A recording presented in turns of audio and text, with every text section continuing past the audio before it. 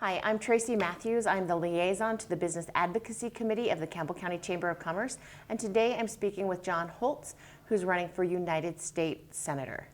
Hi, John. Hi, how are you? I'm well, thank you. So our first question for you, John, is what do you feel are the key responsibilities of this role? I think America's defense.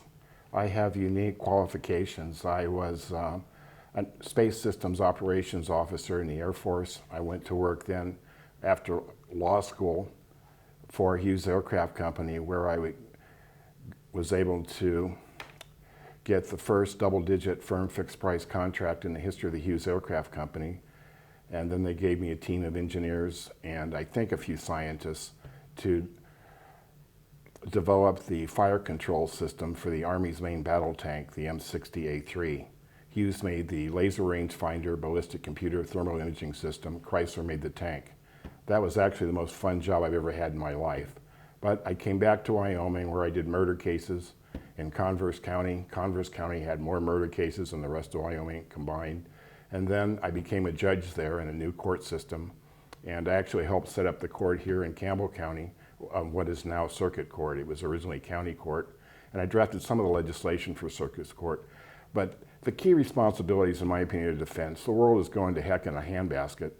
And we need somebody that can use and employ a gyroscopic analysis to solve the world's problems. And I think I'm uniquely qualified from being a judge, an Air Force officer, my experience in the Electro, Optical, and Space Division of Hughes Aircraft in the headquarters in Culver City and then in El Segundo to make decisions that will affect our country unmatched or unparalleled by anyone else.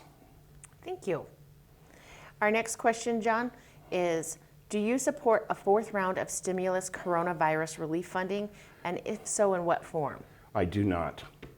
Absolutely, I do not. I think I'm really worried about our deficit, and it's not getting better. In fact, it's spiraling out of control.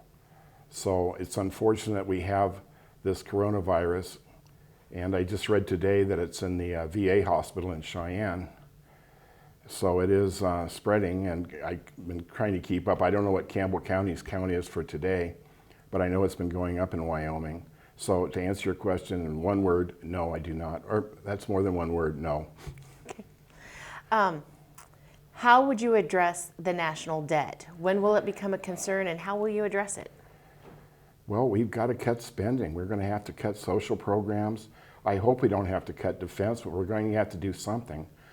In college, my dad was, I was accepted at Wyoming. I was going to go to school here, and my father got orders for Germany in Air Force headquarters. He was the Deputy Inspector General of Security for the United States Air Force in Europe in Wiesbaden, Germany.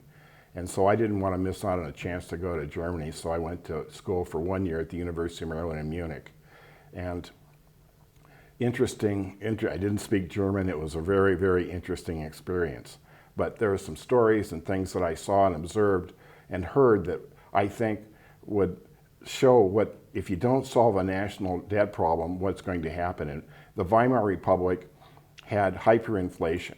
It was so bad. I remember the story about a father who gave his son a year's worth of tuition to go to school in Munich, and the next day it wouldn't pay for streetcar fare. Or you'd end up where if you went to get a meal, you'd have to pay for lunch at the beginning because the price of a meal could change before you finished lunch or dinner. So things are crazy if you don't address them, and it's getting worse, and it's both parties need to put their nose to the grindstone and solve this. We have to have defense, but we have a number of programs that we do not need, and we have to make cuts on what I would call a vampire approach, where you actually drive a stake through these things so they don't come back to life. Thank you. And lastly, John, I just want to give you a couple minutes to wrap up and talk about anything that I haven't asked you that you would want the voters to know about you. I have unique qualifications I was class president in the Philippines at Clark Air Base, where the Japanese first developed kamikaze tactics as a mass weapon of war. Later in Boy Scouts in April of 1962, I went on the Bataan Death March reenactment with 3 of the original survivors. And that was very much an eye-opener. There were still bullet holes in the rice mill in San Fernando. And that gets your patriotism going pretty strong. And I've grown up, my father was an OSI officer, that's Office of Special Investigation. So he wore civilian clothes. In fact, our inspector was in his class, I believe his class of 1951M. We need someone with unique experience to handle Wyoming's problems. Wyoming's problems are the world's problems and vice versa.